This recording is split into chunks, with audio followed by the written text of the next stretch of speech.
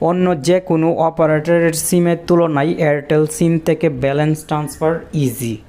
আপনি 30 সেকেন্ডে কাজটি শিখে নিতে পারবেন, আর 1 মিনিটও লাগবে না ব্যালেন্স ট্রান্সফার করতে। আশা করি ছোট্ট ভিডিওটি শেষ পর্যন্ত দেখে শিখে রাখবেন কিভাবে এক সিম থেকে আরেক সিমে টাকা ট্রান্সফার করতে হয়। আপনার মোবাইলে ব্যালেন্সে কিন্তু ট্রান্সফার করতে পারবেন।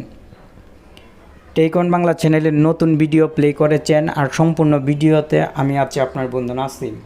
ভিডিওতে লাইক এবং কমেন্ট করে আমাকে উৎসাহ দিবেন যেন আপনার জন্য এমন গুরুত্বপূর্ণ ভিডিও সবসময় নিয়ে আসতে পারি। ব্যালেন্স ট্রান্সফারের জন্য আপনি প্রথমে ডায়াল প্যাডে চলে আসবেন। যে সিম থেকে ব্যালেন্স ট্রান্সফার করতে চান সেই সিমটি যে মোবাইলে আছে সেই মোবাইলে ডায়াল প্যাডে চলে আসবেন। ডায়াল প্যাডে চলে আসার পর ডায়াল করুন *1212#। স্ক্রিনশট দিয়ে রাখতে পারেন *1212#। ডায়াল করার পর কল দিয়ে দিন এয়ারটেল সিম দিয়ে। কল দেওয়ার সঙ্গে সঙ্গে এরকম একটি অপশন দেখতে পাবেন, আপনি 1 সিলেক্ট করে সেন্ডে ক্লিক করে দিন এবং পুনরায় 1 সিলেক্ট করে সেন্ডে ক্লিক করে দিন।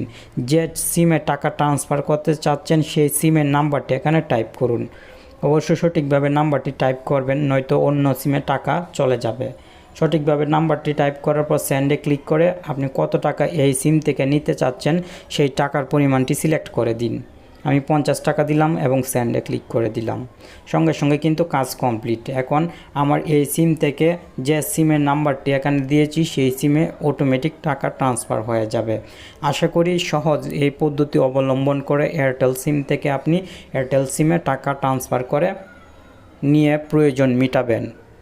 ভিডিওটি ভালো লাগলে লাইক কমেন্ট শেয়ার করবেন, আর সবসময় নতুন এবং সত্য ভিডিও পেতে আমাদের চ্যানেলের সাথেই থাকবেন। ধন্যবাদ।